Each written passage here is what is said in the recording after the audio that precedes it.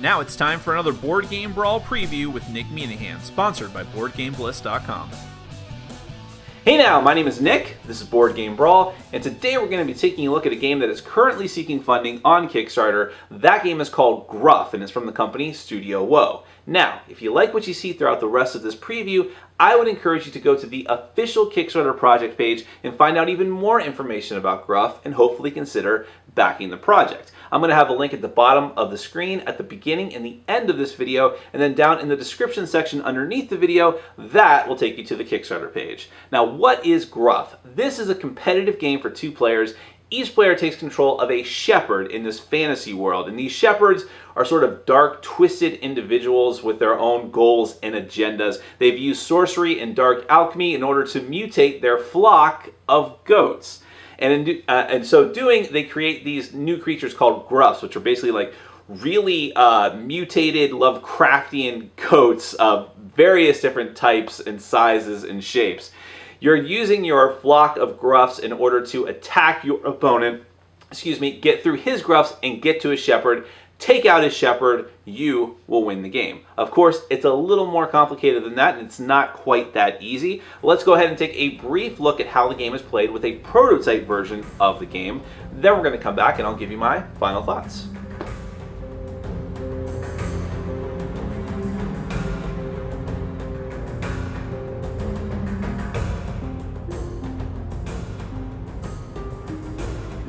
So the goal of Gruff is to knock out your opponent's shepherd. The shepherd is the leader of the mutated goat herd. If you can knock your opponent's shepherd down to 0 life points, then you are going to win the game. So let's go ahead and take a look at the shepherds. Each player will have a shepherd that they start off with at the start of the game, who's going to lead the rest of their flock of goats. And so you have your life point tracker over here. You have like these little life or tracker clips that you're going to attach to all the different cards in the game in order to keep track of the different stats. So your shepherd's life, your shepherd's crazy rating. The crazy rating is important because that is how you keep track of how many cards you can play during your turn. You can only play a number of cards on your turn equal to or less than the amount of crazy that you have. Other than that, you can play as many cards as you want. Every shepherd also has a special ability, usually has to do with the threshold, which is this line over here that's partway through the life point track. So for instance, Grimwood here says, whenever Grimwood's life drops below his threshold, he gains 3 crazy, which can be quite good. So we'll take a look at the other shepherd. You have Gristle. And Gristle's ability is whenever Gristle's life drops below his threshold, you can return all cards named Protect and Block from your discard pile to your hand, which can be very useful if you're in a pinch. Now, the real focus of the game are the Gruffs. This is your team of mutated goats that your shepherd is going to lead into battle to try to take out the opposing shepherd. Each player is going to get 3 of them that they put in front of their shepherd, and the position is actually important, as you'll see as we go through the rest of the rules of the game. So here are the 2 teams that I chose, and I'll show you those and just what their different abilities are. You have Bubbles here, the mutated goat, who they have a different type. So this is a deep thing, and I'll show you the other types as we go along. His special ability is that he gets +1 weird or +1 fat whenever he activates. Now, what does that mean? Down here you have mean, weird, and fat. These are the different stats for the goats or the Gruffs. The mean is essentially how much damage they can deal when they're engaged in combat. Weird is how much crazy they can be adding to your shepherd's crazy rating, which means they're going to be able to use more and more cards. And then fat is essentially their defense rating. They're going to add that together to whatever other defense bonuses they have from cards, and that's how much they are likely to resist an attack. Then on the rest of the cards on the scene, we have Zumberg, who is one of the Skull Clan. He gets +1 weird whenever any shepherd takes damage. You have Skitters, who is another Skull Clan. Skitters gets +2 mean whenever she attacks.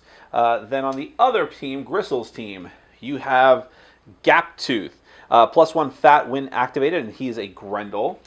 Then another Grendel is Old Darby, and Old Darby gets +1 mean and +1 weird whenever he is moved. And you notice that their hit points, or I'm sorry, their mean, their weird, and their fat points are all different depending on which Gruff it is. So for instance, Gusto here actually has quite a bit of fat, which just sounds mean. I don't mean to insult his weight, but +1 mean when activated, and he is a contraption. He's the only contraption on either of these 2 teams.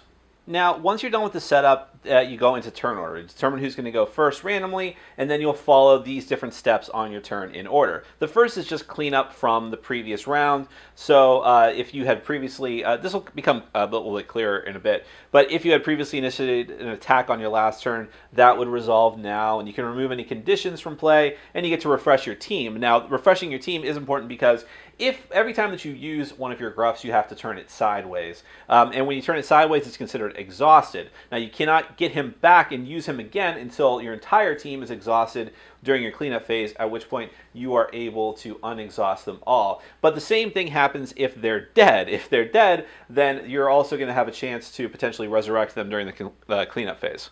If a Gruff happens to be dead, by the way, instead of turning it sideways, you just flip it over. But everything else stays the same on it as far as the stat trackers if they've gotten bigger since then. And they cannot be the target of any further effects until they're alive again. So the next thing you do on your turn is draw a card from the top of your deck, and here I'll show you some of the different cards that you might find. Now, I should mention that the way that you make up the deck of cards is by having 8 cards from each of the different Gruffs that you have and shuffling them all together. That forms your deck of cards. So there's 3 different types of cards. You have the mutation cards. Mutation cards are going to permanently alter your Gruff. So you, by the way, this is the crazy cost of the card up in the top corner, like I explained before. This particular one, which is from Gusto's set of cards, is that whenever a card with the machination keyword is played, including this card, a Gruff of your choice gets +1 to any stat. Then you have Intimidate, which costs 5 crazy. This is a condition card. While this card is in play, Gruffs that are being attacked cannot be moved. And then finally, you have action cards like Rise, which only costs 1 crazy. You resurrect all dead Gruffs, all of them. So that's just a sampling of the different types of cards you can find. They all have different various powers. So long as you have the crazy to do it, you can use them and alter the style of play.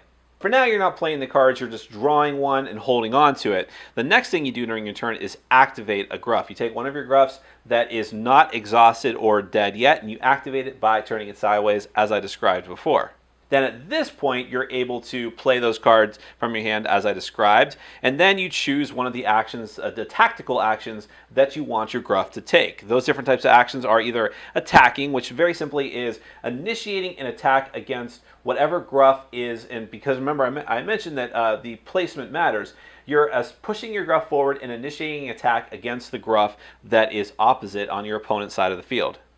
Now, if attacking was your action, that would end your turn and your opponent would take their turn. Then, when it comes back to your turn, now you would resolve your attack, which, as I said, was the 0 step, the cleanup step. You determine what your damage is by having any plus damage abilities that you have, plus their mean score, and then compare that to the opponent's Gruff's defense rating, which is any defense bonuses they have, plus their fat rating. If their fat rating is, or total fat rating is too high, it's higher than the amount of damage being inflicted, then that attack just bounces off of them, just bounces off of that Gruff. But if the damage equals or exceeds the defense is dead. If this was the case here, then you would flip that card over. That Gruff is now dead until all of them are either dead or exhausted, and now they can come back. Any damage that exceeds the Gruff's life points, or in this case, fat points, goes over and hurts the Shepherd. And this is how you're going to, the primary way in which you're going to be damaging your opponent's Shepherd.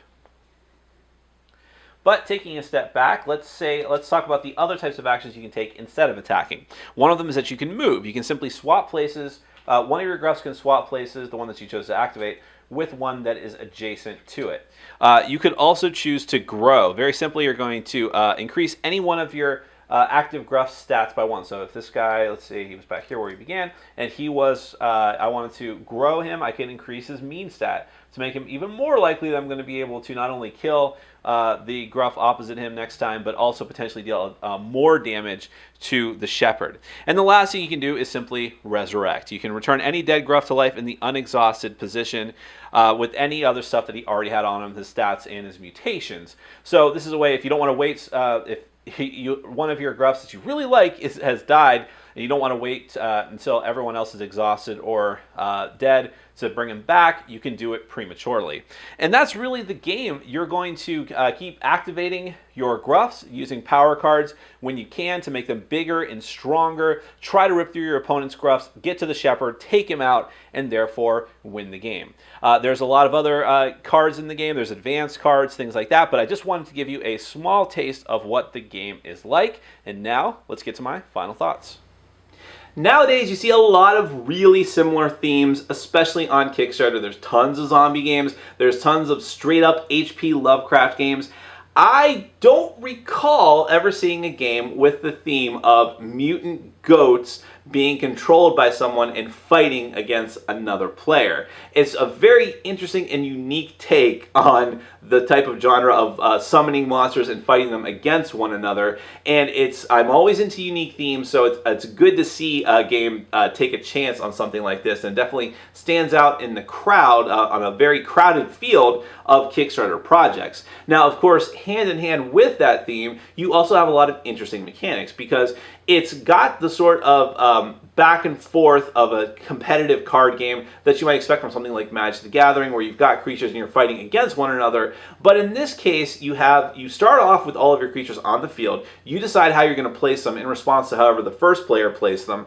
And then you go from there, and you have multiple different options of what you can do on your turn. You do have cards that you can play, like in a lot of other card games, but those are really only there to supplement your strategy on the field. You can move them, you can fight with them, you can even choose to make them grow. It's very easy to power up your creatures, but you do only have that one action per turn with the action that with the Gruff that you choose to activate. So you have this limited frame of time with which to have to build a strategy to attack your opponent and to get through first and deal as much damage as possible. And meanwhile, the way that combat works in this game is interesting, because you can initiate an attack, but your opponent always has a chance to respond. It's never immediate. Your opponent has their entire turn to decide, how am I going to respond to this threat? Do I just swap these two Gruffs and hope that this one is going to come out better in the end? Do I go ahead and leave that person there? Do I have cards that are going to manipulate the field to my advantage and make this work out better for me?